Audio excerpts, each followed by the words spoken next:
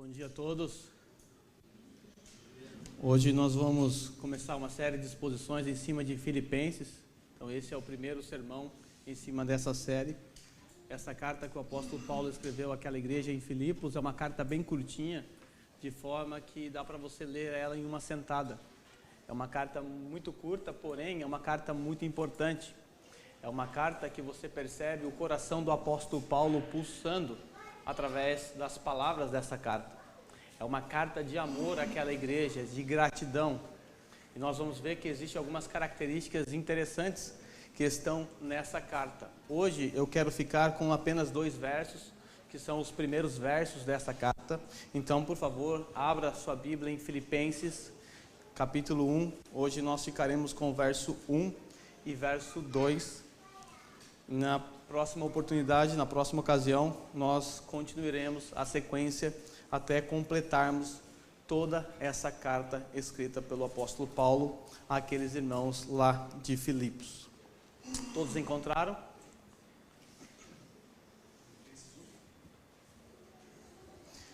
Filipenses 1, versículo 1 e 2. Se você não está com a Bíblia, tem aí na projeção para você também. O texto diz o seguinte: Paulo e Timóteo, servos de Cristo Jesus, a todos os santos em Cristo Jesus que estão em Filipos, com os bispos e diáconos, a vocês, graça e paz da parte de Deus, nosso Pai, e do Senhor Jesus Cristo. Vamos orar? Senhor, nós queremos te agradecer mais uma vez por nos conceder o privilégio nessa manhã de estudarmos a Tua Palavra, de cultuarmos ao Senhor.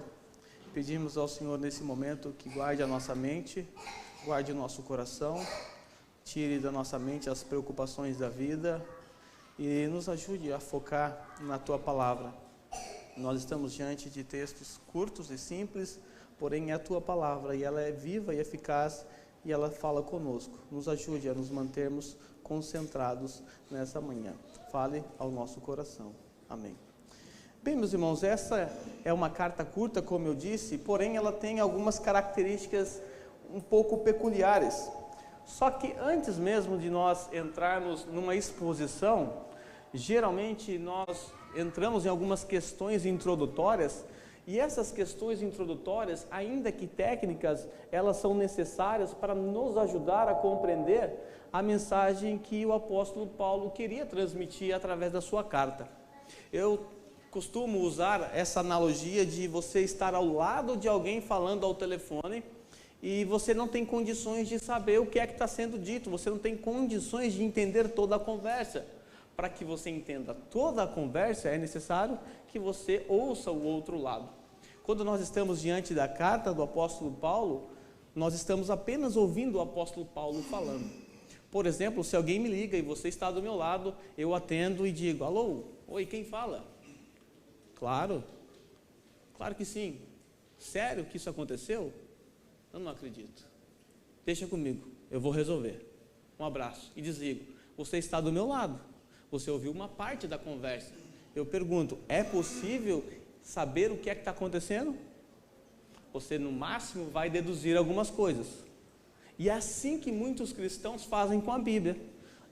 As pessoas olham para uma carta e elas começam a deduzir o que o apóstolo Paulo queria dizer. Para você entender o que é que estava acontecendo comigo nessa conversa, o que é preciso fazer?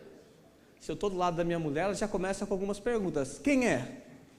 Isso já resolve boa parte do problema. O que queria? O que estava acontecendo? A que se referia esse problema que você mencionou? E ao responder essas questões a ela, ela vai ter uma compreensão total daquilo que estava acontecendo. E a carta que o apóstolo Paulo escreveu à igreja em Filipos é assim. Lê-la é apenas ouvir um lado da conversa. Então essas questões introdutórias, ainda que sejam técnicas, elas são necessárias porque a carta vai ser construída em cima do pano de fundo histórico dela.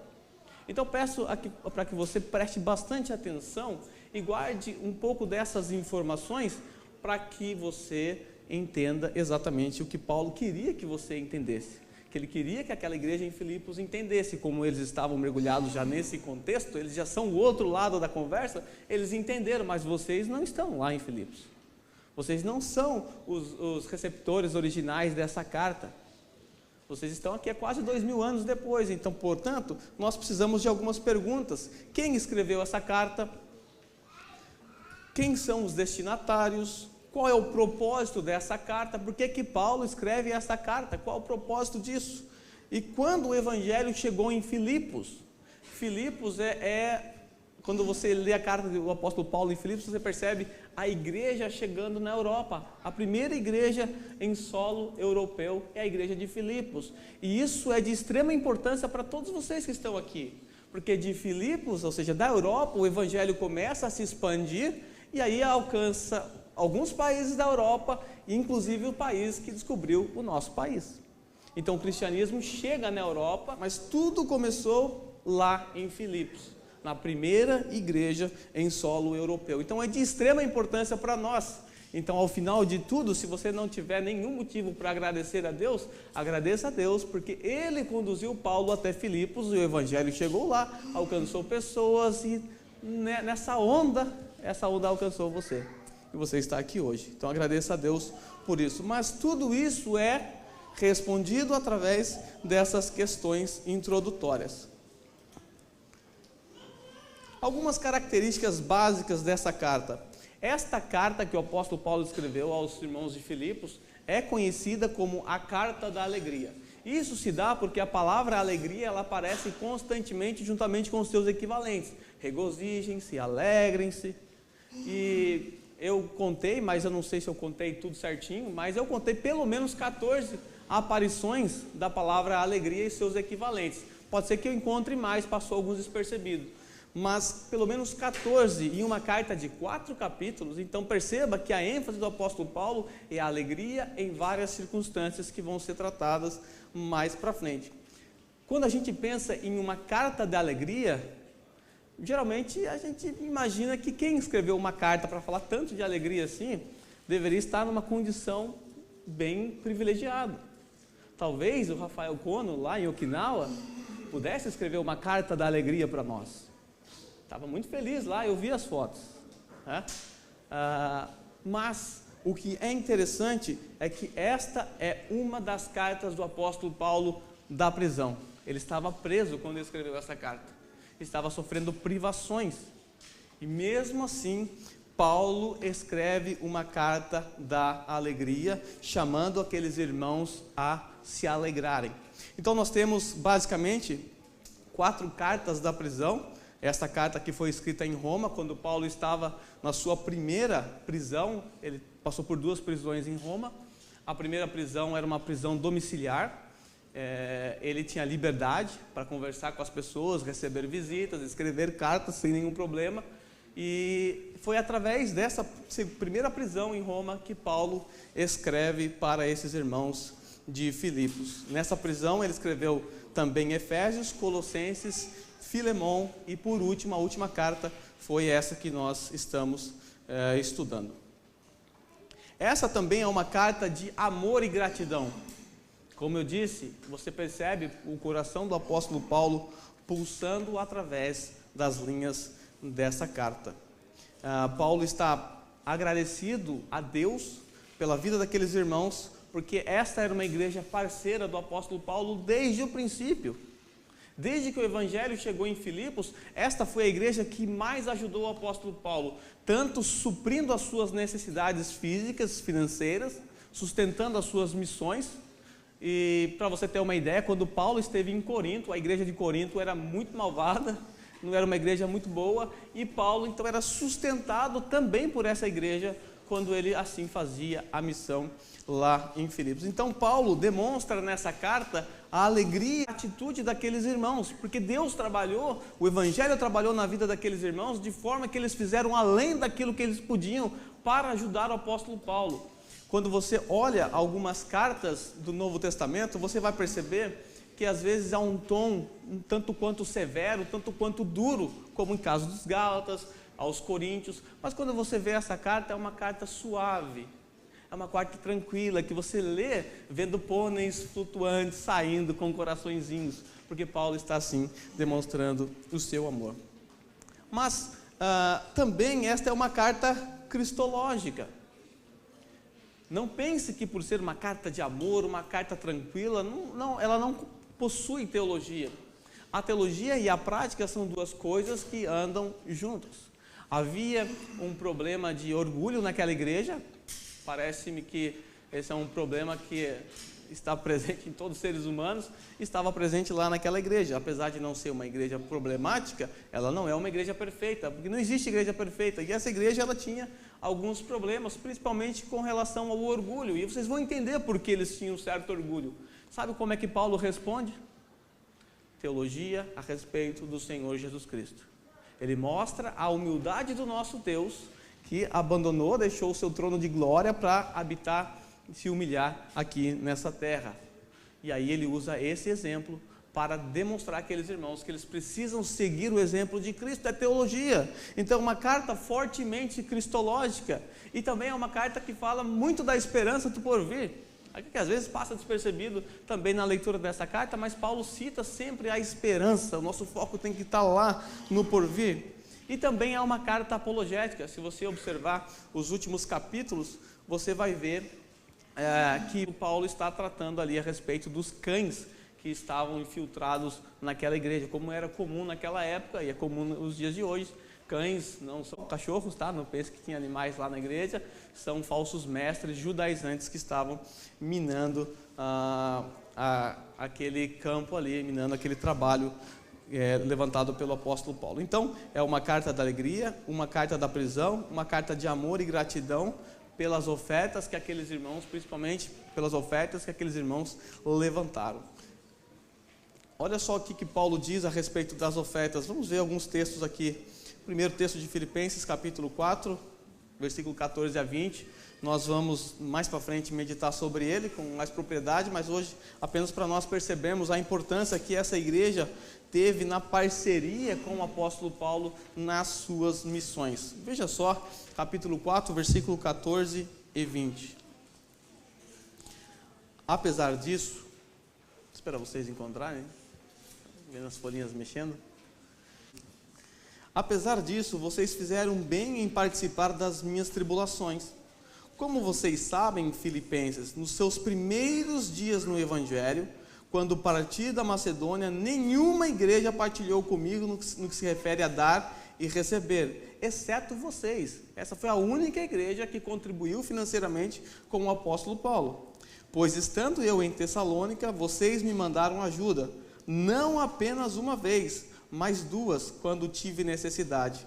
Não que eu esteja procurando ofertas, mas o que eu puder ser creditado na conta de vocês, eu recebi tudo e o que tenho é mais que suficiente. Estou amplamente suprido agora que recebi de Epafrodito os donativos que vocês enviaram. São uma oferta de aroma suave, um sacrifício aceitável e agradável a Deus.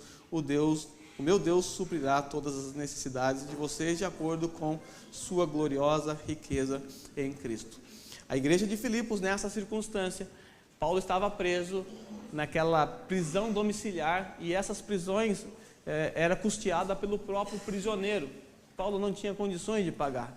Então a igreja envia Epafrodito para viajar quase 1.000 quilômetros naquela época, mais ou menos viajar uns 5.000 quilômetros hoje em dia, para dar assistência ao apóstolo na prisão.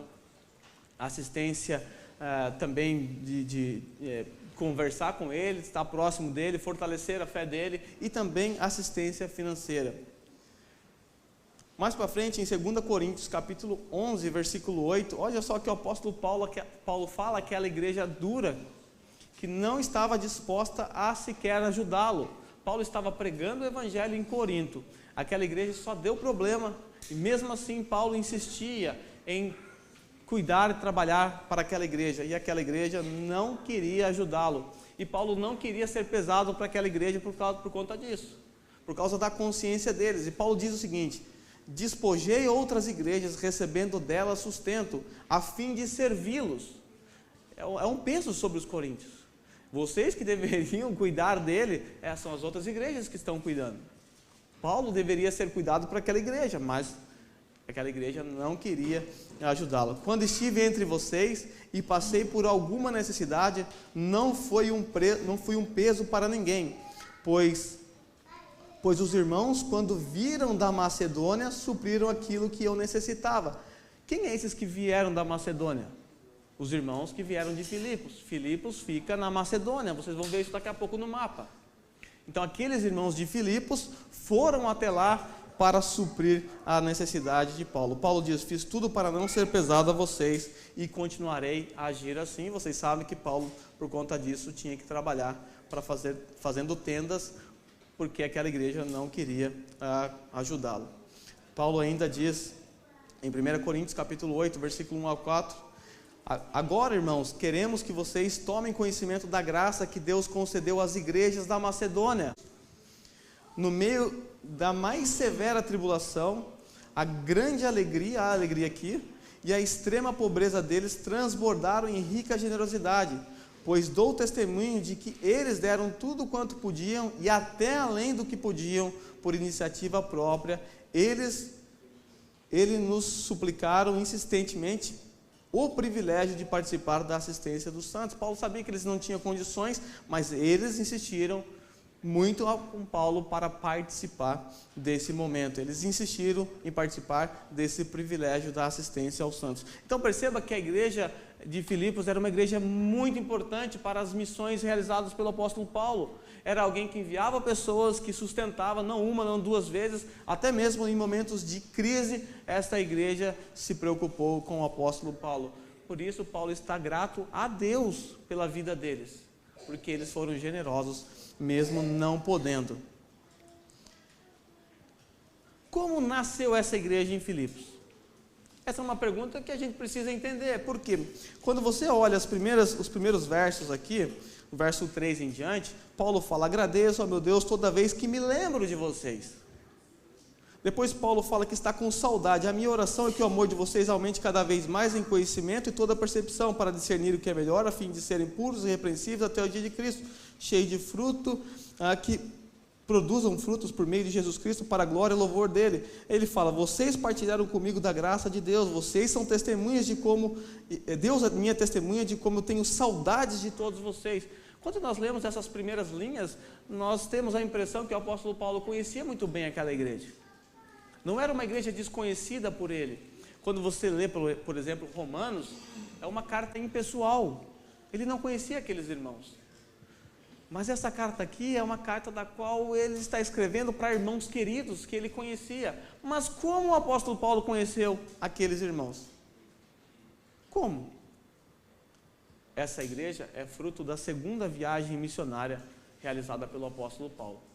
A primeira viagem missionária, Paulo chega até a região da Galácia, e na segunda viagem ele quer estender um pouquinho mais. Sua intenção é chegar até a Ásia Menor. Não confunda a Ásia Menor com a Ásia que a gente conhece hoje, tá? Vou mostrar no mapa para você, só para você ter uma noção do que era a Ásia naquela época. A Ásia está dentro daquele quadradinho ali, não sei se você consegue perceber esse quadradinho aqui, ó, tá? O Japão está para cá, então a Ásia Menor não tem nada a ver com a Ásia que a gente conhece hoje. Era a Ásia conhecida naquele tempo. Paulo queria chegar até a Ásia. Essa era a intenção do apóstolo Paulo. Mas, vamos ver aqui. Mas para chegar até a Ásia, Paulo estava aqui, na região, essa região aqui, de onde partia suas missões, a gente vai ver daqui a pouco. Paulo tinha que passar por tudo isso aqui, sua primeira viagem missionária ele passa por aqui, chegando aqui na região da Galácia, e depois ele contorna e volta. Agora ele quer estender um pouquinho mais, ele quer chegar nessa região aqui, chamada Ásia Menor. Esse é o plano de Paulo. Paulo, como grande missionário, ele queria fortalecer a fé dos irmãos aqui e estender até chegar a essa região. Macedônia, Filipos está aqui, está muito distante da Ásia. Então estava fora dos planos do apóstolo Paulo chegar em Filipos, até que algo mudou. Quando a gente olha para esse mapa aqui, ele está dividido dessa forma, que as cores não estão ajudando aqui, mas está dividido em províncias.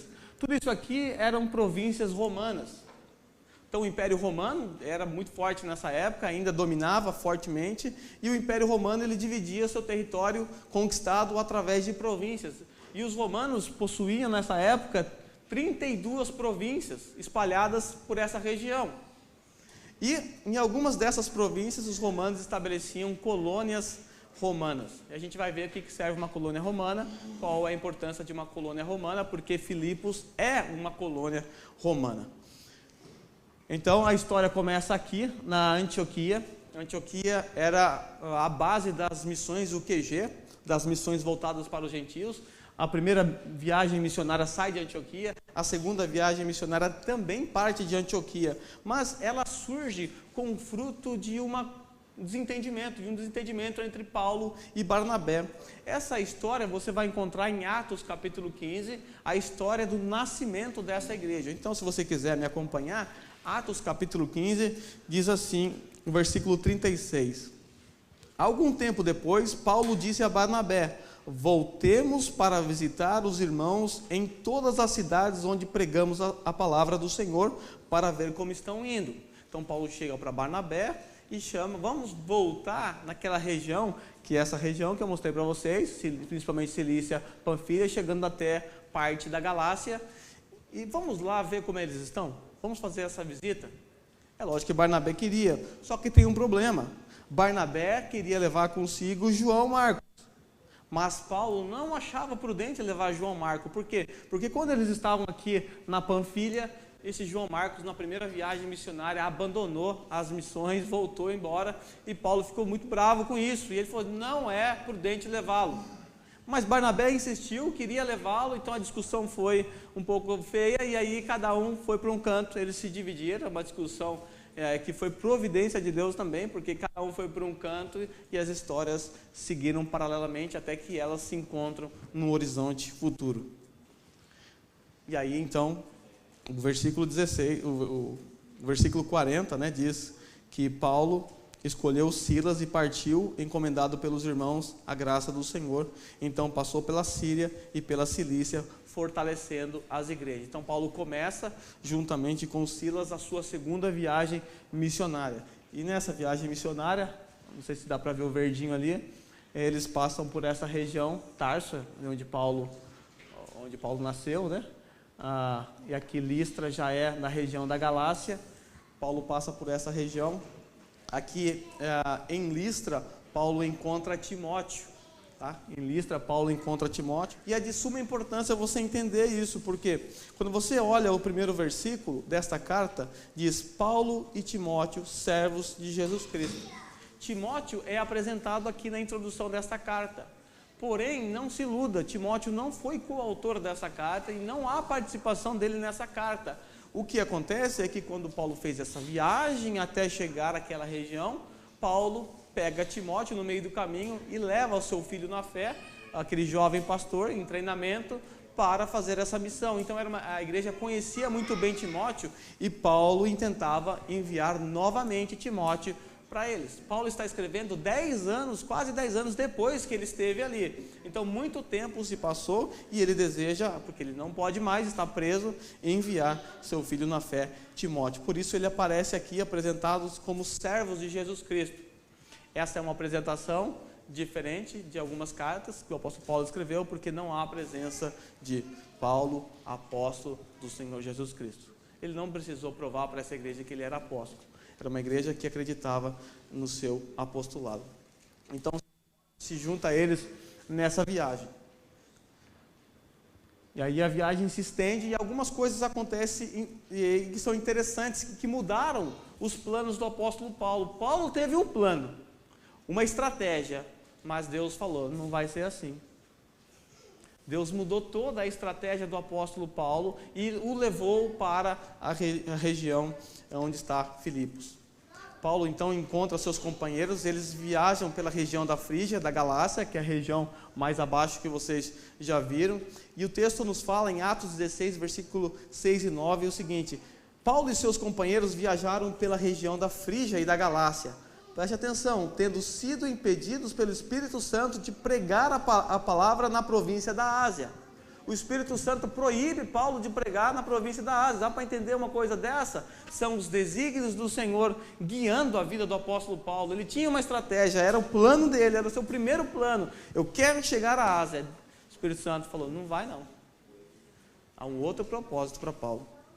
E o texto prossegue: quando chegaram à fronteira da Mísia, tentaram entrar na Bitínia, lá em cima. Eles chegaram nessa fronteira aqui, já cortaram um pedaço da Ásia, chegaram nessa fronteira, tentaram entrar na Bitínia e ponto. É aqui que a gente vai pregar o Evangelho. Aí o texto nos mostra: mas o Espírito de Jesus os impediu de entrar na Bitínia, naquela região de cima. E aí então eles contornaram a Mísia e desceram até Troade. Onde eles foram parar? Lá no finalzinho da Ásia, já quase chegando no mar. E ali em Troade, Paulo tem uma visão. Bom, até então ele foi impedido de pregar o Evangelho 2 vezes. Mas o que ele tem que fazer? O que ele vai fazer? E agora ele recebe orientação. Paulo então tem uma visão à noite, uma visão da qual um homem macedônio se põe de pé diante dele e diz: passa a Macedônia e ajuda-nos. O texto mostra que eles logo se prepararam no dia seguinte e já partiram em direção à Macedônia. Macedônia, não muda aqui, muda ali. A Macedônia está nessa região aqui da Grécia já. A Grécia estava dividida em 2 partes, mas nós temos aqui a região já de Filipos. E o texto vai nos mostrar exatamente o que eles fizeram. Partindo de Troade, navegamos diretamente para Samotrácia. Samotrácia está aqui. No dia seguinte para Neápolis. Dali partimos para Filipos, na Macedônia. E aí o Paulo chega na Macedônia com seus companheiros. E ele vai, sabe para onde? Para a região de Filipos. Bom, a visão dizia: passa a Macedônia e ajuda-nos. Macedônia é tudo isso aqui. Por que o apóstolo escolheu Filipos? A visão não dizia que ele deveria ir para Filipos. Paulo, ele tinha uma liberdade de usar as suas estratégias. Ele era conduzido por Deus, Deus o guiava, como a gente acabou de ver. Mas ele também tinha seus planos e as suas estratégias. E quando Deus não intervia, ele seguia a sua estratégia. Paulo era alguém que sempre visava uma região popular, uma região grande, uma grande capital. Paulo sempre ia para esses grandes centros, por quê? Porque ele imaginava que se o Evangelho chegasse no centro, era mais fácil espalhar para outras regiões. Regiões centrais, como Filipos, por exemplo, era uma região onde habitavam pessoas de várias nações. Por exemplo, a igreja vai começar na casa de uma pessoa chamada Lídia, que era da Ásia. Você vai perceber que há uma conversão de um soldado romano, que era romano. Então você vai perceber que a região de Filipos era uma região habitada por pessoas de várias nações, era um grande centro. E Paulo escolhe Filipos de maneira estratégica, porque Filipos também era uma colônia romana. E estar numa colônia romana era o mesmo que estar dentro de Roma. Então Paulo foi estratégico e entra nessa região, na cidade de Filipos. A cidade de Filipos, ela foi fundada por Filipe, por isso ele recebeu esse nome, né? Filipe é pai do imperador Alexandre Magno, em 360, ele domina aquela região, e aí o nome passa a chamar Filipos. Era uma localização estratégica, porque Filipos estava na divisa entre o Oriente e o Ocidente. Por isso ela era habitada por várias pessoas de várias regiões. Ela ficava no limite, nas montanhas que dividiam o Oriente do Ocidente. Então era muito fácil Paulo alcançar as pessoas de todos os lados. Paulo usa essa estratégia. E o texto nos mostra que aquela região de Filipos, ela havia se tornado uma colônia romana. Veja só, capítulo 16 de Atos, versículo 12. Dali partimos para Filipe, na Macedônia, que é colônia romana, a principal cidade daquele distrito. Paulo vai para Filipos, porque ali era a principal cidade daquele distrito e era uma colônia romana. A capital da Macedônia é em Tessalônica. Paulo vai lá, o próximo passo, depois de Filipos, Paulo desce para Tessalônica, mas a princípio ele escolhe essa região, porque ela era principalmente uma colônia. Para Paulo, estar naquela região era o mesmo que estar com pés em Roma. Era uma região fortemente estratégica. Por que a cidade de Filipos ela se tornou uma colônia? Há toda uma história por detrás disso, uma história bem interessante, mas é uma história que marcou a vida do Império Romano. o Império Romano ele foi decidido numa batalha que aconteceu aqui na região de Filipos. E essa batalha fez com que aquela região se tornasse mais tarde uma colônia. Os romanos, eles pegavam essas regiões aqui que vocês estão vendo, essas províncias, e em alguns locais estratégicos os romanos estabeleciam colônias. Colônias eram locais onde os soldados que estavam na reserva, soldados veteranos que já haviam servido, eles viviam naquela região, nessas colônias. Então era uma fortaleza, era bem protegido. E ali aqueles que moravam nessas colônias, eles tinham os mesmos direitos que os cidadãos de Roma. As mesmas responsabilidades. Então era um tremendo privilégio morar numa colônia romana. E Filipos está dentro dessa colônia. Então, principalmente próximo às rotas, que Roma construiu muitas estradas, nessas rotas onde os inimigos podiam invadir, Roma então colocava algumas colônias. E essas colônias serviam de defesa. Por exemplo, se alguém atacasse a região de Filipos, ou uma região próxima a Filipos, logo os soldados da reserva eram acionados, e de outras regiões, de outras colônias, e eles sufocavam aquilo. Então era uma maneira de Roma proteger o seu território. Então ela dava os benefícios de ser uma colônia, proteção, e ali dava também segurança para aquele povo e para o próprio Império Romano. Porque olha o tamanho do Império Romano nessa época. Havia dominado muito, então não é fácil você manter o domínio. E por conta de Filipos ficar entre o Oriente e o Ocidente, todo mundo queria aquela região. Era uma região muito boa, muito estratégica. Então os olhos estavam ali. Então houve uma grande batalha. O imperador Júlio César foi traído e assassinado por Brutus e Cássio. Você já ouviu aquela expressão, até tu, Brutus. Conta a história que quando ele esfaqueou Júlio César, traiu Júlio César disse a ele, até tu, Brutus, traiu. Então, Cássio e Brutus, eles conspiraram contra Júlio César, o matando, traindo, assassinando, e aí houve um triunvirato, 3 líderes surgiram ali, Marco Antônio principalmente, comandando a guerra, juntamente com Otávio.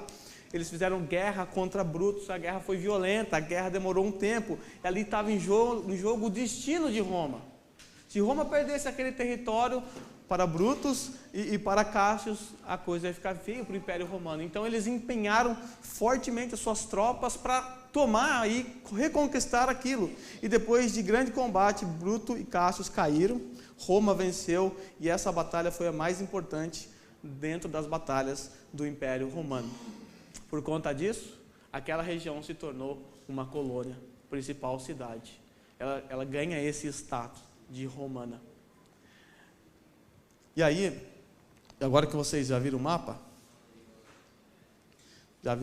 nós vamos continuar olhando o texto em Atos capítulo 16, nós vamos perceber como que surge a primeira igreja, como é que é organizada a primeira igreja que a gente encontra aqui em Atos.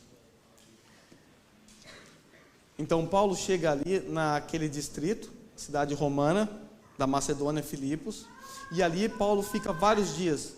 No sábado seguinte, ele sai para a cidade e eles vão para a beira do rio, onde esperavam encontrar um lugar de oração. Sentamos-nos e começamos a conversar com as mulheres que haviam se reunido ali. Uma das que ouviam era uma mulher temente a Deus. Esse temente a Deus é porque provavelmente ela era uma prosélita do judaísmo, alguém que conhecia o judaísmo, uma gentia que gostava e se empenhava para aprender o judaísmo. Essa Lídia estava juntamente com outras mulheres na beira do rio, e ali elas faziam costumeiramente orações. Paulo sabia disso de alguma forma, ele recebeu essa informação e ele vai até ali, e ele começa a pregar o evangelho naquela região. Uma das que ouviram era uma mulher temente a Deus chamada Lídia. Nós não sabemos se o nome dela é Lídia, ou se é porque ela era da região chamada Lídia, da cidade chamada Lídia, em Tiatira.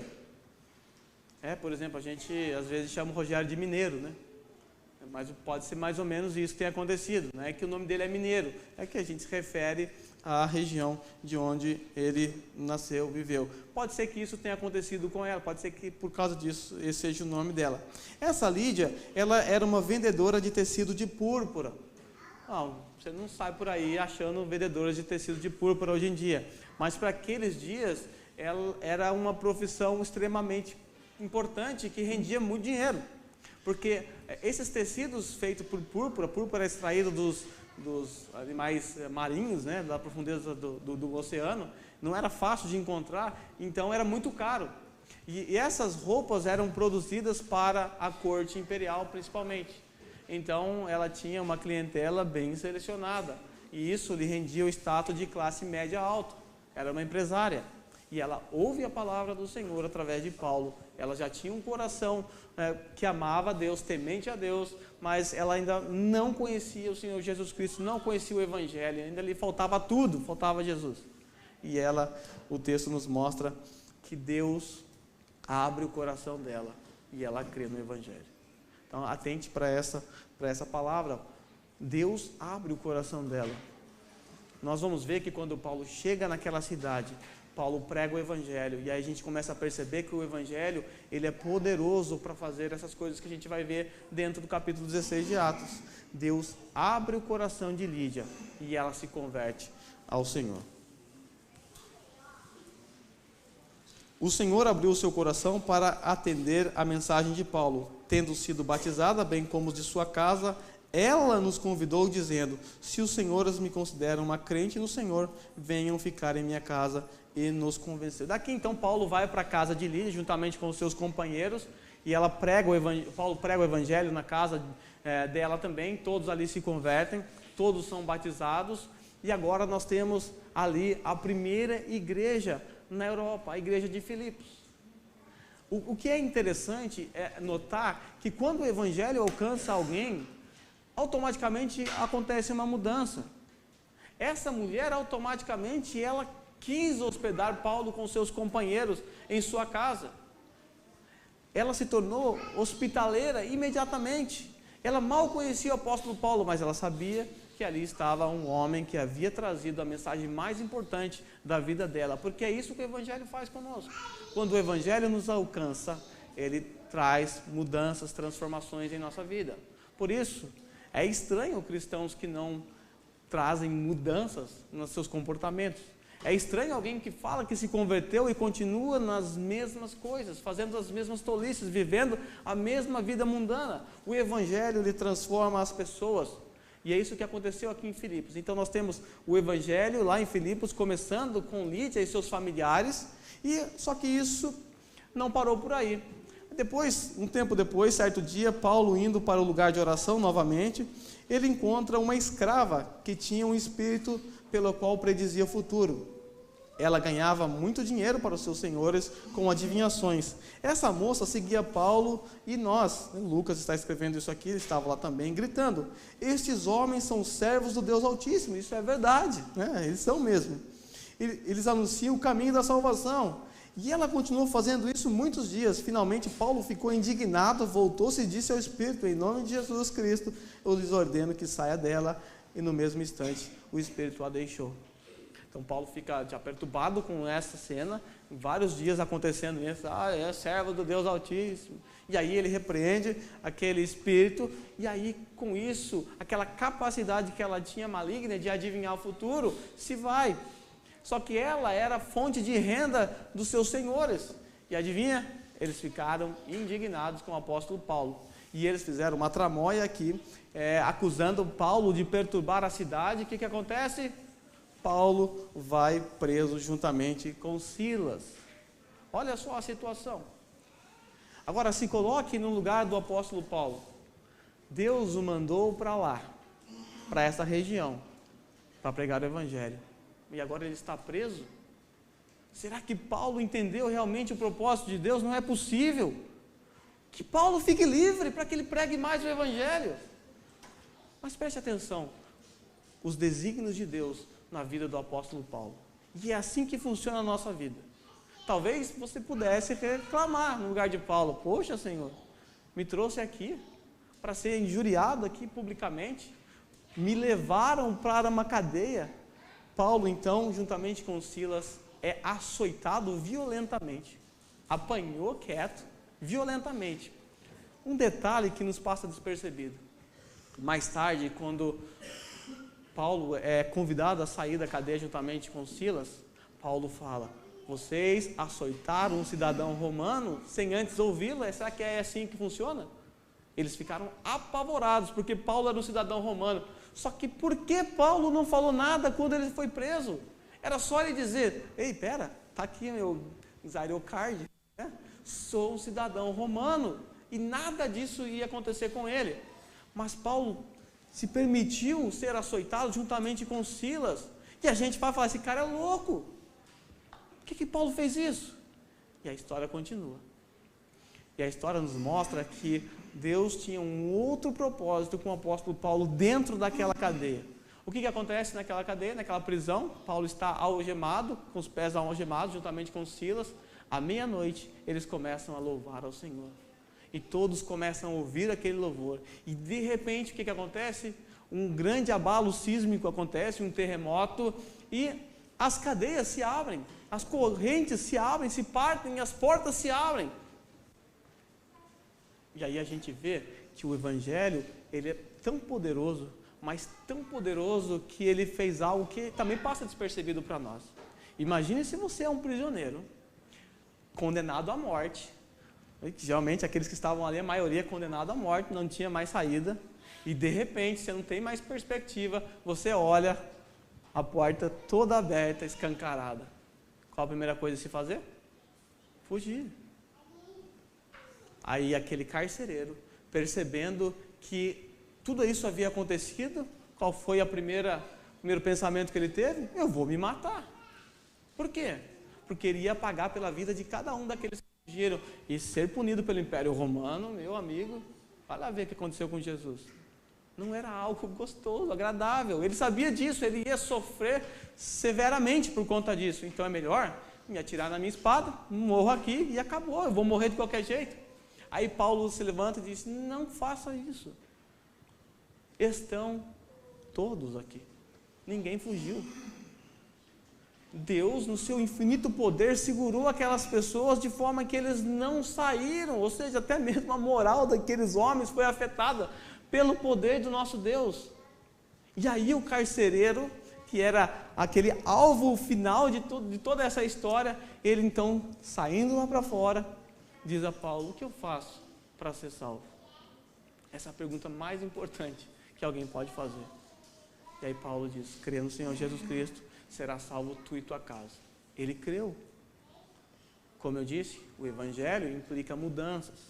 Aquele homem que açoitou provavelmente o apóstolo Paulo, que abriu feridas em suas costas, mais tarde ele leva o apóstolo Paulo para sua casa. E aquele que açoitou o apóstolo Paulo, que era um oficial romano, alguém gabaritado, de alta patente, ele agora se humilha diante do apóstolo Paulo, ele se curva diante dele, leva ele para casa. O que ele faz com o apóstolo Paulo? Trata as suas feridas.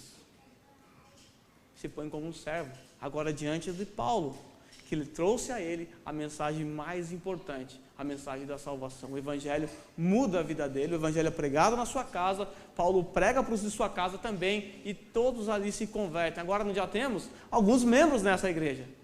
Temos Lídia, a sua família, e agora nós temos o carcereiro e a sua família. Aquela mulher que foi liberta, a gente não sabe se houve conversão ali ou não. Mas o fato é que o Evangelho chega poderosamente naquela região de Filipos e começa a transformar um pequeno grupo. É assim que começa uma igreja. Um grupo pequeno, num lar, estudando a palavra, orando, e esse grupo vai crescendo e tomando uma forma mais robusta. E ali começa a primeira igreja em território europeu. Para a gente encerrar, que o horário já está passando, a conclusão que nós tiramos de todo esse enredo que nós percebemos até que a igreja de Filipos fosse formada. Porque quando nós olhamos no primeiro versículo, lá de Filipos, nós percebemos que Paulo se refere a bispos e diáconos naquela igreja. Quando Paulo escreveu, aquela igreja já era uma igreja formada. Já era uma igreja que tinha uma liderança. Tinha presbíteros, tinha diáconos, tinha irmãos. Então ele manda saudação aos santos que estão ali. Mas no começo, era somente esse pequeno grupo. Como eu já disse, essa carta foi escrita 10 anos após Paulo ter sido naquele território, ter ido para aquele território. 10 anos, muitas coisas mudam. Mas a fidelidade dessa igreja continuou ainda, mesmo que o tempo tenha passado, mesmo que aquela igreja tenha crescido, essa igreja continuou fiel, cuidando do apóstolo Paulo, porque sabia da importância que Paulo tinha para o evangelho. Paulo conseguia fazer o que muitos deles não conseguiam fazer. E aí eles cuidavam do apóstolo Paulo. Então, a primeira coisa que eu quero que vocês pensem nessa conclusão é que a igreja, em última instância, é fruto do plano eterno de Deus. Eu vou para a Ásia. O plano de Deus diz, não vai. Você vai para a Europa. Eu tenho uma igreja lá. Eu tenho uma igreja que vai começar com um grupinho pequeno. Você vai para lá. Você não sabe ainda para onde você vai, você não sabe o que vai acontecer, mas é para lá que você vai. Então, aquela igreja de Filipos, assim como toda e qualquer igreja, é fruto do plano eterno de Deus. Segundo, o cumprimento dos propósitos de Deus, algumas vezes, são seguidos por lutas, perseguições. Paulo foi preso. Em quase todas as suas viagens, ele sofria algum tipo de perseguição. Ou algum tipo de caos, navio naufragando, serpente mordendo, falsos mestres o atacando, açoites, quase morreu, se passou por morto certa vez. Paulo sofreu muito, mas o que a gente aprende com a história de Paulo é que nem sempre o cumprimento do propósito de Deus em nossas vidas vai ser suave, vai ser fácil. Muitas vezes, quando o plano de Deus se cumpre em nossas vidas, ele é carregado por lutas e tribulações, porque faz parte da vida cristã também as tribulações. Nós nos fortalecemos, as tribulações são os meios pelo qual Deus usa para nos fortalecer, para nos conformar à imagem e semelhança do seu Filho. Então não há cristão que não passe por provação. Uns mais, outros menos, de acordo com o que Deus dá para cada um carregar. Mas todos nós passamos por provação. Então não existe meio fácil no Evangelho. O Evangelho geralmente é acompanhado de alguma tribulação, luta ou perseguição. Paulo estava preso. Paulo tinha sido preso quando esteve em Filipos.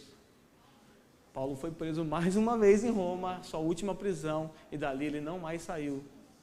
Mas Paulo diz, a gente vai ver isso mais para frente, que tudo isso que aconteceu com ele causa alegria porque cooperou para a expansão do Evangelho. Não dá para entender isso. É só o Evangelho mesmo, para fazer alguém pensar assim. Imagine você sofrendo, sendo açoitado, sofrendo todo tipo de perseguição, e você falar assim, eu estou contente por tudo isso, porque isso que aconteceu comigo motivou outras pessoas a pregar o Evangelho, fortaleceu a fé de outras pessoas. Na soberania de Deus, Deus quis encerrar Paulo na cadeia, para benefício de vocês aqui hoje, sabe por quê? Das cadeias, Paulo escreveu a maioria das suas cartas. Da cadeia, ele teve tempo para sentar e escrever a carta. Se Paulo não estivesse preso, para que ele vai escrever a carta? É só ir para Filipos visitar os irmãos? Nós escrevemos cartas para pessoas que estão longe, impossibilitadas de receber a nossa visita. Deus encerrou o apóstolo Paulo para o cumprimento do seu propósito, para que hoje você tivesse a carta de Paulo aos Filipos e pudesse estudá-la. Deus está no controle da história, ainda que Ele não nos poupa das lutas. Mas uma obra missionária é incumbência dos membros do corpo de Cristo. Então, não pensem vocês que por o apóstolo Paulo se destacar muito nessa área, falar assim, olha, então existem algumas pessoas especiais e essas pessoas que devem se preocupar com a propagação do Evangelho. É verdade que Deus levanta algumas pessoas de forma especial, e a história da igreja mostra isso também. Algumas pessoas que realmente dão as suas vidas, se entregam como o apóstolo Paulo fez. É verdade que há pessoas assim, mas pregar o Evangelho não é responsabilidade somente de pessoas nessas categorias, entre aspas, especiais. É incumbência de toda a igreja pregar o Evangelho. Então, não se esqueça, Paulo e seus companheiros estavam ali simplesmente cumprindo a missão pela qual todo cristão é chamado. Então, toda igreja, todo membro do corpo de Cristo tem a incumbência de pregar o Evangelho. E a alegria do cristão não está condicionada às circunstâncias. Como eu falei, esta é a carta da alegria. É a carta em que o apóstolo Paulo mais fala sobre alegria, porém, logo nos seus primórdios, Paulo é açoitado severamente, preso. Paulo está preso nessa circunstância, já havia sofrido muito, já está bem chegando ali no próximo do seu fim, né? Ainda não é o seu fim, já vai ter mais a terceira viagem, mas ele já sofreu bastante até chegar ali por causa do Evangelho. Então lembre-se, a alegria do cristão não está condicionada às suas circunstâncias. A nossa alegria está em Cristo, pelo que Cristo fez, pelo que Cristo é. Por conta do que Cristo é, nós podemos nos alegrar mesmo em meio às tribulações. Não estou dizendo com isso que o cristão não sofre. Não estou dizendo com isso que o cristão não chora. Não estou dizendo com isso que quando as penumbras da vida nos alcançam, nós sentimos o baque. Tudo isso acontece conosco, mas ainda assim, dentro de nós encontramos força, porque existe algo maior do que as nossas lutas, algo maior do que nós, que causa alegria. O nosso Senhor, que vai ser apresentado no capítulo 2, Ele desce do seu trono de glória, vem até nós, se humilha, se faz servo, morre em nosso lugar. Nos coloca numa posição agora de privilégio, de filhos. Podemos não ter tudo aquilo que queremos nessa vida, e não vamos ter mesmo, mas nós temos a coisa mais importante, que é aquilo que mais importa. Nós fomos salvos, justificados, adotados por Deus. Somos filhos de Deus, e é isso que basta. É isso que deveria causar alegria em nós. Nós deveríamos lembrar disso quando estivermos em momento de tribulação. Eu sei que a gente esquece, mas vamos tentar lembrar. Quando a coisa estiver ruim, lembre-se, temos a coisa mais importante. Temos o nosso Senhor Jesus Cristo, enviado pelo Pai para nos salvar. Por último, um coração grato é fruto de um coração regenerado. O apóstolo Paulo expressa nessa carta toda a sua gratidão. Eu dou graças a Deus, ele fala. Agradeço ao meu Deus toda vez que me lembro de vocês. Eu agradeço a Deus, porque a minha estadia em Filipos foi muito boa. O Evangelho cresceu, o Evangelho propagou, e vocês me receberam de uma forma maravilhosa. E quando eu lembro de vocês, de tudo que vocês fizeram por mim, e ainda têm feito, me mandando suprimento, mandando Epafrodito. Epafrodito quase morreu no caminho, Paulo fala, que ele quase morre no caminho. Deus não permitiu que Epafrodito morresse, para que Paulo não se entristecesse ainda mais. Aquela igreja envia, e Paulo reconhece isso, um coração agradecido. Será que nós, como cristãos, com o coração regenerado, temos um coração grato? Será que a gente consegue olhar para trás, olhar para o que aconteceu ontem e agradecer a Deus? Gratidão é fruto de um coração regenerado. Você consegue agradecer pelo pão que você comeu nessa manhã? Consegue agradecer pela amizade que você tem, pelos irmãos que você tem? Consegue agradecer a Deus pela igreja que você tem, pela família que você tem? Consegue agradecer a Deus pela aprovação que você está passando? Você consegue agradecer a Deus pela perda de um ente querido? Consegue agradecer a Deus por tudo que tem acontecido? Porque todas essas coisas, elas são para moldar o nosso caráter. E nós encontramos força em Deus. Paulo vai usar lá no capítulo 4, que é um versículo aí chave, conhecidíssimo de todos, aqui eu tenho certeza. Posso todas as coisas naquele que me fortalece.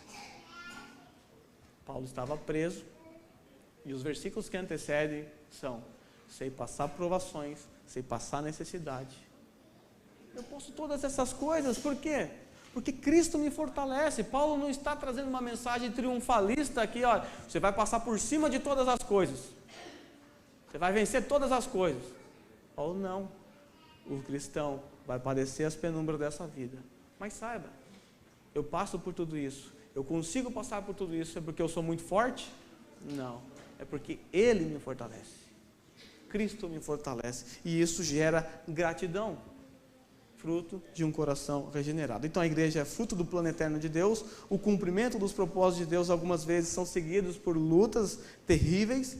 A obra missionária é responsabilidade nossa.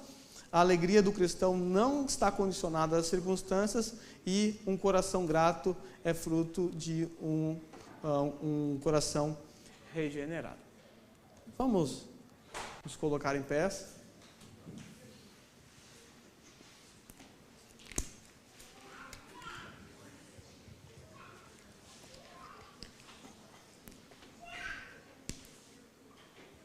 Vamos orar. Senhor, nós queremos te agradecer porque o Senhor nos legou essa carta maravilhosa, é a carta que fala aos nossos corações. Eu agradeço ao Senhor porque podemos perceber a gratidão do apóstolo Paulo para com aqueles irmãos. E pedimos ao Senhor, nos ajude, Senhor, a ter um coração grato, agradecido por todas as coisas. Agradecemos ao Senhor porque nós podemos ter alegria, apesar das circunstâncias, porque a nossa alegria está no Senhor, está na Tua força. Nós podemos também nos alegrar e agradecer ao Senhor, porque mesmo em meio às tribulações, o Senhor está lá conosco, nos fortalecendo, nos ajudando, de forma que podemos repetir aquilo que o apóstolo Paulo diz: nós podemos todas as coisas naquele que nos fortalece. Obrigado por nos fortalecer. Pedimos ao Senhor por nós, por nossa comunidade aqui no Japão. Nos ajude a cumprir com a nossa responsabilidade de propagar o Teu Evangelho. Nos ajude, Senhor, a demonstrar frutos de arrependimento, a demonstrar frutos de mudanças em nossa vida, porque o Evangelho é poderoso para mudar as nossas vidas, assim como mudou a vida daqueles nossos irmãos lá em Filipos. Senhor, nos ajude a percebermos o Senhor na nossa vida, nas nossas circunstâncias, nas lutas, nas perseguições e nas coisas boas principalmente. Nós te agradecemos porque o Senhor está aqui e o Senhor cuida de cada um de nós. Agradeço o nome de Jesus. Amém.